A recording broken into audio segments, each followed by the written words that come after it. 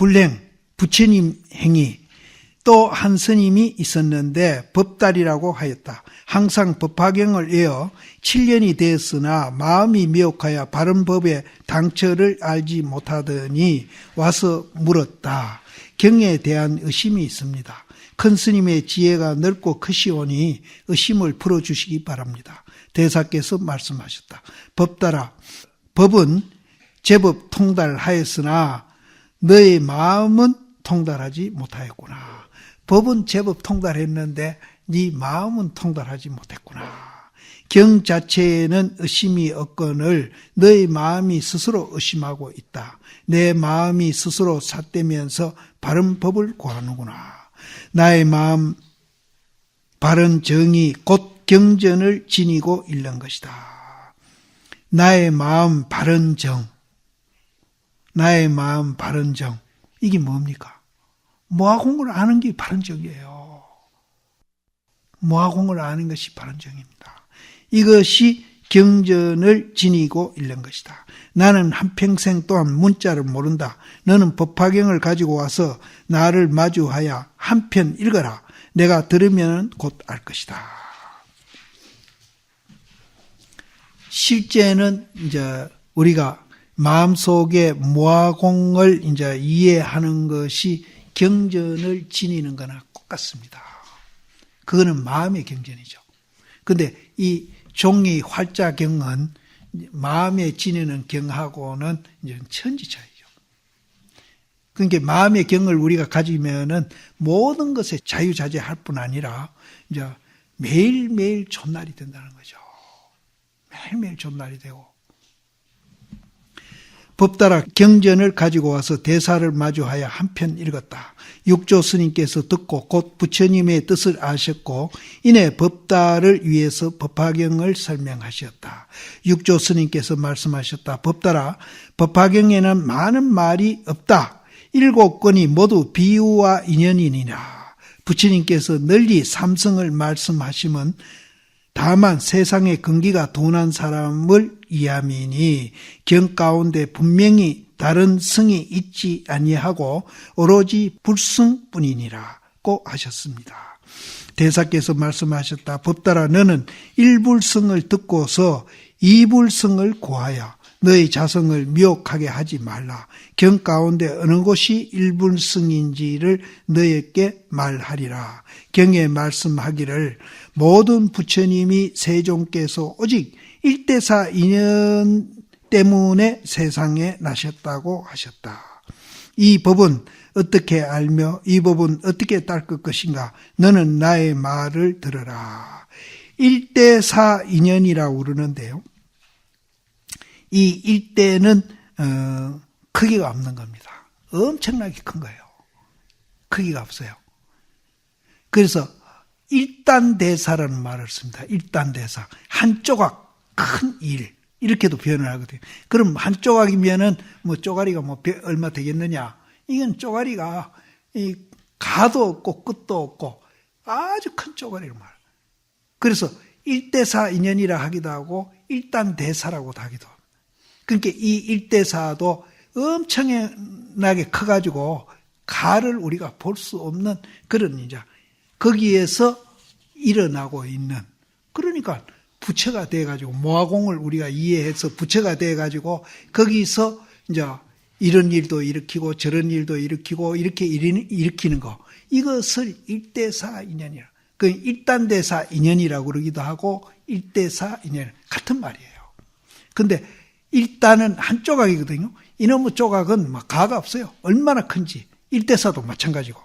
그래서 일대사 인연 때문에 세상에 나타나셨다고 하셨다. 이 법은 어떻게 알며 이 법은 어떻게 닦을 것인가? 너는 나의 말을 들으라. 사람의 마음이 생각을 하지 않으면 본래 근원이 비고 고요하여 삿된 견해를 떠난다. 우리가 생각을 이제 좋은 생각을 일으키면은 문제가 없는데 나쁜 생각, 그건 나쁜 생각이면 있다, 없다, 좋다, 나쁘다, 니다, 내다. 이것을 일으키면은 이제 이 나쁜 생각이에요. 그래서 이것을 여인 생각을 일으키는 것을 좋은 생각이라고 해요. 그래서 사람의 마음이 생각을 하지 않으면은 본래 그 그는 자리는 비고 고요해가지고 삿된 견해가 없다. 모아공을 알면은 그 성품 자리에 좋고 나쁜 거는 절대 없다. 없다. 이것이 곧 일대사 인연이니라. 안팎이 미혹하지 않으면은 곧 양변을 떠난다.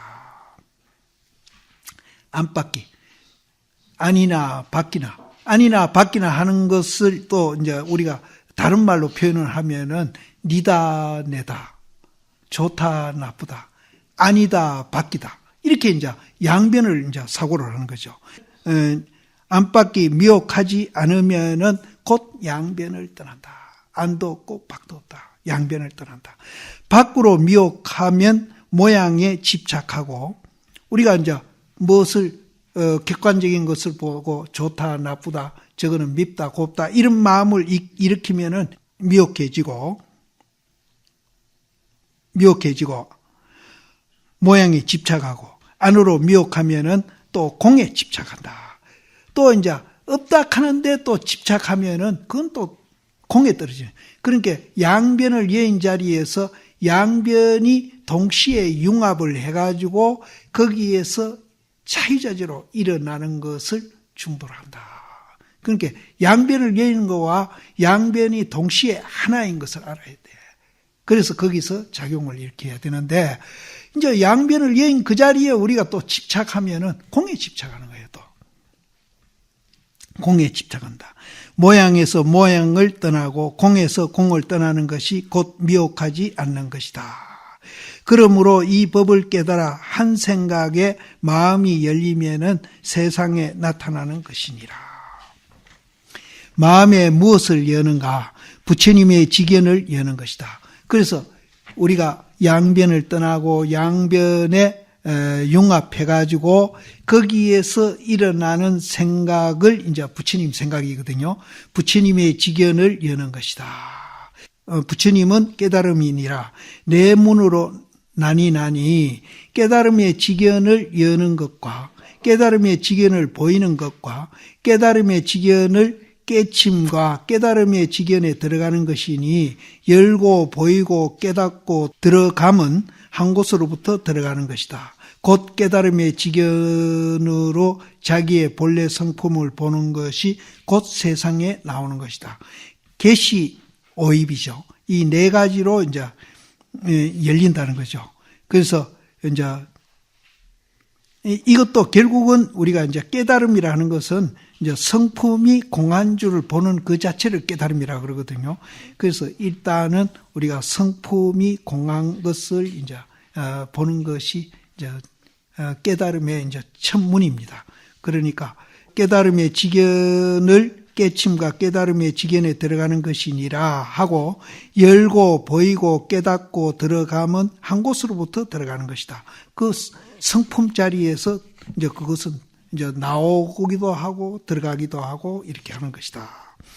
곧 깨달음의 지견으로 자기의 본래 성품을 보는 것이 곧 세상에 나오는 것이다. 자기 본래 성품을 보는 것이, 깨달음으로서 보는 것이 세상에 나오는 것이라고 한다. 대사께서 말씀하셨다. 법따라 나는 모든 세상 사람들이 스스로 언제나 마음자리로 부처님의 지견을 열고, 이제 모아공에서 여는 거죠. 지견을 열고 중생의 지견을 열지 않기를 항상 바라노라. 분별심으로 마음을 열면은 항상 시시비비를 하는 거예요. 그리고 분별심으로 열지 말고 부처님 지견으로 마음을 열어라. 세상 사람의 마음이 삿되고 어리석고 미혹하여 악을 지어 스스로 중생의 지견을 열고, 이제 양변에 집착하면 이렇게 되죠. 세상 사람의 마음이 발라서, 바르다는 것은 양변을 여인 거예요. 세상 사람들이 마음이 바르다, 구부러지지가 않고 바르다. 그럼 세상 사람의 마음이 바르다는 건 뭘 얘기하는 거예요? 양변을 여는 거예요. 그게 바르다는 거예요. 그럼 양변에 집착한 거는 이제 구부러지고 안 바른 거죠.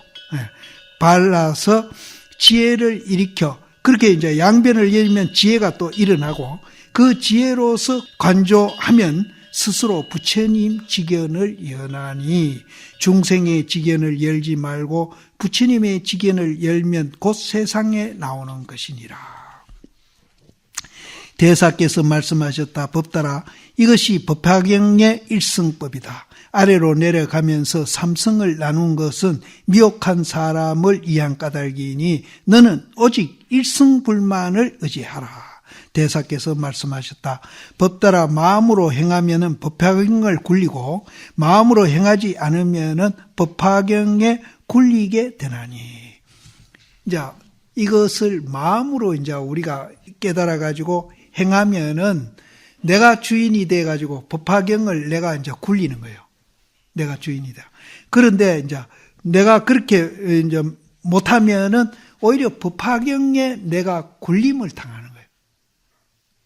아까 내가 조주 시임이 120 살았는데 어떻게 해서 그렇게 오래 살았습니까? 하니까 너희들은 시간을 지배를 받았기 때문에 오래 못 살고 나는 시간을 지배하고 살았기 때문에 120 살았다. 지금도 여기 나를 포함한 여기 계시는 분들이 내 앞에 보이는 경계에 내가 그 경계를 굴려야 되는데 지배를 해야 되는데 스님들이나 나는 그 경계에 오히려 지배를 받고 있거든요. 그럼 누가 이제 욕을 하면은 화가 팍팍 나는 거예요. 지배를 받고 있기 때문에. 그럼 지배 안 받는 사람은 욕해도 화 안 내는 거예요. 부처님같이 연민을 하지. 그러면 우리는 그럼 도대체 누구의 종로릇을 하고 있느냐 말이야. 우리는 지금 종로릇 하고 있는 거예요. 경계의 종로릇 하고 있는 거예요. 그래서 우리가 화두를 깨쳐가지고 성품을 이제 보고 오히려 내가 모든 경계를 지배하는 주인공이 되는 거예요. 여기도 네가 깨치면은 법화경을 굴릴 거고 네가 못 깨치면은 오히려 너는 법화경에 굴림을 당한다는 거죠. 그래서 아까 내가 4가지 얘기하는 가운데 수처작주, 자기가 주인의식을 갖는다 하는 게 바로 그겁니다. 내가 주인으로서 삶을 사는 거예요. 근데 우리가 못 깨치면은 평생 경계에 좋은 경계 보면은 좋아하고 나쁜 경계 보면은 화내고 괴로워하고 이러면서 우리는 경계의 노예가 돼가지고 한평생 사는 거예요. 그럼 머슴살이를 하느냐? 안 그러면 내가 주인이 되느냐? 이게 이제 갈림길이에요.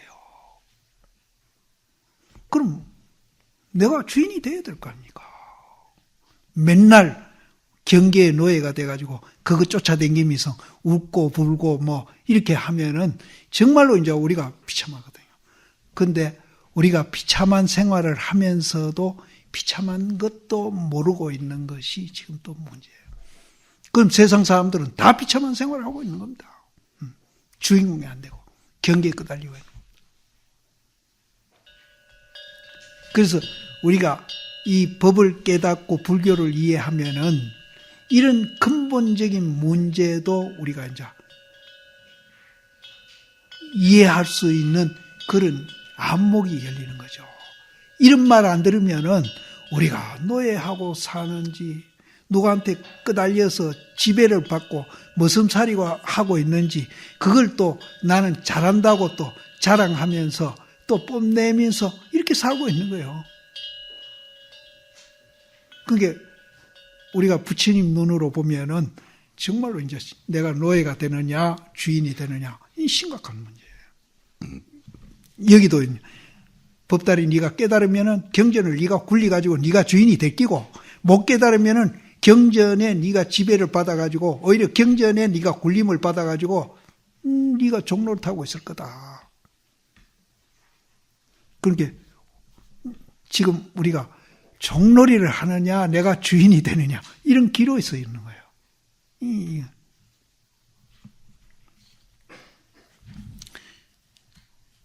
법달아 이것이 법화경의 일성법이다. 아래로 내려가면서 삼성을 나눈 것은 미혹한 사람을 위한 까닭이니 오직 일성법만을 의지하라. 법 따라 마음으로 행하면 법화경을 굴리고 마음으로 행하지 아니하면 법화경에 굴리게 되나니 마음이 바르면 법화경을 굴리고 마음이 삿되면 법화경에 굴리게 되나니 분명하게 얘기했잖아. 니다 내다가 있으면은 내가 종이 되고 내다 니다를 극복하면은 내가 주인이 된다. 부처님의 지견을 열면은 법화경을 굴리고 중생의 지견을 열면은 법화경에 굴리게 된다. 부처님의 지견을 여는 건 뭐예요? 모화공을 알아가지고 지대로 보는 거고, 중생의 지견은 열리는 거는 내다, 니다, 있다, 없다, 좋다, 나쁘다 이렇게 이제 이원적인 사고하는 것이 이제 중생의 지견에 우리가 빠지는 거거든요. 이거 보면은 옛날 사람들이 이제 못 깨달으면은 다리 뻗고 울었다는 것도 이해가 되죠. 이해가 됩니다.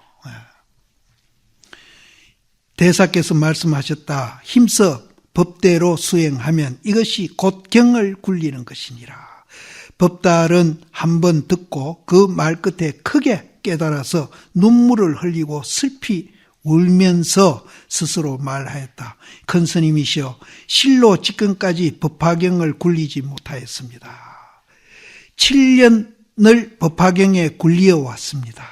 지금부터는 법화경을 굴려서 생각마다 부처님의 행을 수행하겠습니다. 대사께서 말씀하셨다. 부처님의 행이 곧 부처님이니라. 둘이 아니다. 그때 듣는 사람으로서 깨치지 않는 이가 없었다. 참정이 깁니까? 참정까지 하면은 충분히 내일 다 하겠네. 걱정했디 다 되겠구만. 근데 이제 너무 막 내가 빨리 나가는 것 같아요.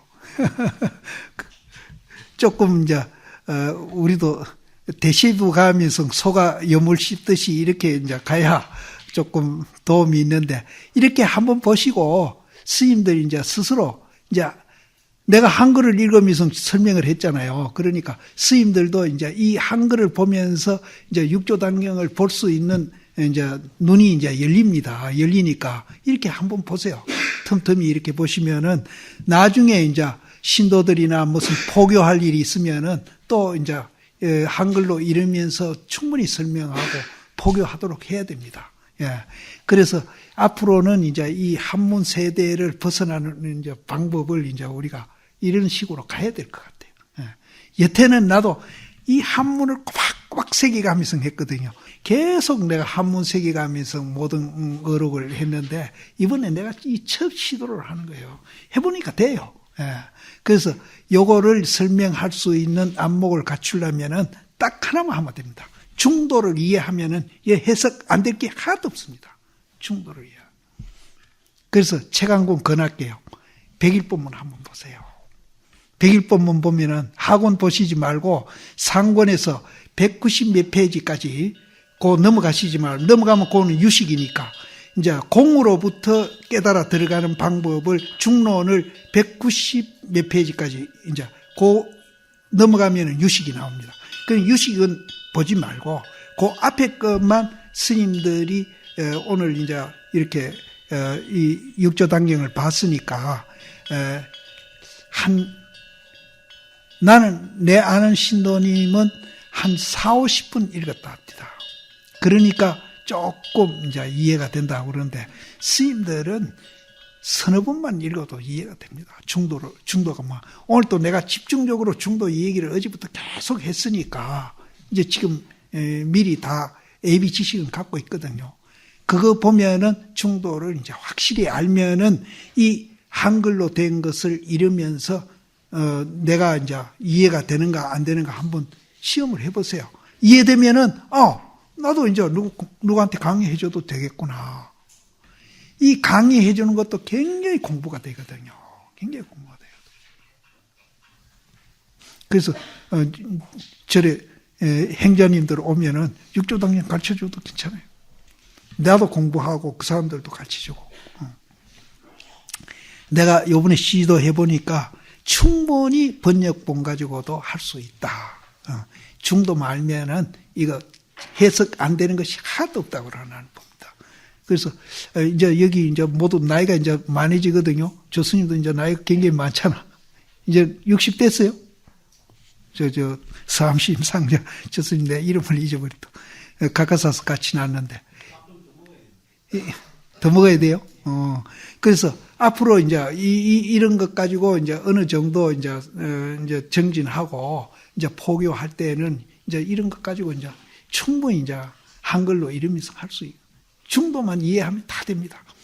난 이로심한테 좀 기대를 하거든요. 이제 스님이 내 대신 해야 돼. 난 이제 민년아야 1, 2년만 하면 난 못해. 근데 내가 여기서 강의하고 이제 한 2시간 하고 이리 가면은 이 몸에 지금도 내가 이 땀이 흠뻑 젖어 있거든. 땀이 젖어 있어요. 그러니까 이게 늙었다는 증거라. 참정, 예배하고 법을 물었다. 이 무렵 지상이라고 하는 한 스님이 조계산에 와서 큰 스님에게 예배하고 사승법의 뜻을 물었다. 지상이 큰 스님에게 여쭈었다. 부처님은 삼승을 말씀하시고 또 최상승을 말씀하셨습니다. 제자는 알지 못하겠사오니 가르쳐 주시기 바랍니다.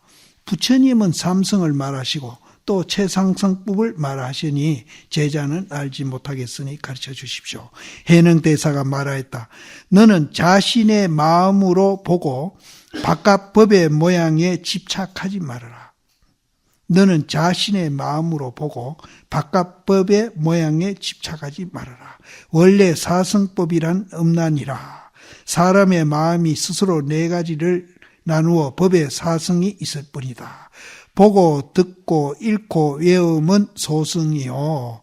법을 깨쳐서 뜻을 알면 중승이고 법을 의지하여 수행함은 대승이고 1만 가지 법을 다 통달하고 1만 가지 행을 갖추어서 일체를 떠남이 없으되 오직 법의 모양을 떠나고 짓되 얻은 바가 없는 것이 최상승이다. 이 최상승도 별거 아니거든요. 모아 공을 알면 최상승입니다. 최상승이니라. 승은 행한다는 뜻이다. 입으로 다투는 것에 있지 않다. 너는 모름지기 스스로 닦고 나에게 묻지 말아라. 또한 스님이 있는데 이름은 신해라고 하였으며 남양 사람이다. 조계산에 와서 예배하고 물었다. 이 신해 선사가 진짜 유명한 분입니다. 그래서 이 육조 단경도 신해 작품이다 하는 이제 설까지 있는 거예요. 이 신해가 굉장히 이제 유명한 사람이고 굉장히 똑똑한 사람입니다. 또 한 스님이 있는데 이름을 신해라고 하였으며 남양 사람이고 조계산에 와서 예배하고 물었다. 큰 스님은 자선을 하시면서 보십니까? 보지 않으십니까? 물음부터 벌써 다르거든요. 대사께서 일어나서 신해를 3차례 때리시고 다시 신해에게 물었다. 내가 너를 때렸다. 아프냐? 아프지 않느냐? 신해가 대답했다. 아프기도 하고 아프지 않기도 합니다. 아픈 거는 뭐예요? 작용이죠. 아프지 않는 거는 뭐예요? 비작용이죠. 이제 2가지로 항상 대답하는 거예요. 2가지로. 아프지 않기도 합니다. 육조 스님께서 말씀하셨다. 나는 보기도 하고 보지 않기도 하나니라. 우리 이 성품 자리에 이런 2가지 요소가 있는 거예요. 그것이 채용, 살, 활 2가지 용이 있는 거예요. 이것 말고는 아무것도 없어요. 모든 만물이 이 2가지로 존재하고 있을 뿐이에요. 이 마이크도 그렇고 모든 게 다 그래요. 그래서 건강령의 9가지를 다 얘기하시는 거예요. 큰 스님은 어째서 보기도 하고 보지 않기도 합니까? 대사께서 말씀했다. 내가 본다고 하는 것은 항상 나의 허물을 보는 것이다. 그러므로 본다고 말하고 보지 않는다고 하는 것은 하늘과 땅과 사람의 허물과 죄를 보지 않는 것이다. 그 까닭은 보기도 하고 보지 않기도 하느니라. 내가 아프기도 하고 아프지 않기도 한다고 했는데 어떤 것이냐. 이제 내가 보는 거는 그런데 니는 어떠냐 이런데 여기에 내가 본다고 하는 것은 항상 나의 허물을 본다 이랬거든요. 내가 본다고 하는 것은 항상 나의 허물을 본다. 그러므로 본다고 말하고 보지 않는다고 하는 것은 하늘과 땅과 사람의 허물과 죄를 보지 않는 것이다. 그러니까 본다고 하는 것은 작용이고 보지 않는다는 것은 비작용, 모아 공 그 자리입니다. 그 까닭으로 보기도 하고 보지 않기도 하느니라. 내가 아프기도 하고 아프지 않기도 한다고 했는데 어떤 것이냐? 시내가 대답했다. 만약 아프지 않다고 하면은 곧 무정인 나무와 돌과 같고 아프다고 하면 곧 범보와 같아서 이내 원한을 일으킬 것입니다. 대사께서 말씀하셨다. 시내야 앞에서 본다고 한 것과 보지 않는다고 한 것은 양변이고 아프고 아프지 않음은 생멸이니라. 그러니까 아픈 것이 이제 생이 될 거고 아프지 않는 것이 멸이 되겠죠. 너는 자성을 보지 못하면서 감히 와서 사람을 희롱하려고 드느냐. 시내가 예배하고 다시 말하지 않으니 대사께서 말씀하셨다. 내 마음이 미혹하여 보지 못하면은 선지식에게 물어서 길을 찾아라. 마음을 깨쳐서 스스로 보게 되면 법을 의지하여 수행하라. 마음을 깨쳐서 스스로 보게 되면 법을 의지해서 수행해라. 내가 스스로 미혹하여 자기의 마음을 보지 못하면서 도리어 와서 해능에 보고 보지 않음을 묻느냐. 내가 보는 것은 내 스스로 아는 것이라. 너의 미혹함을 대신할 수 없나니라. 만약 내가 스스로 본다면 너의 미혹함을 대신하겠느냐. 어찌 스스로 닦지 아니하고 나의 보고 보지 않음을 묻느냐. 시내가 절을 하고 바로 문인이 되어 조개 상중에 떠나지 않고 항상 좌우에서 모시었다. 수고했습니다.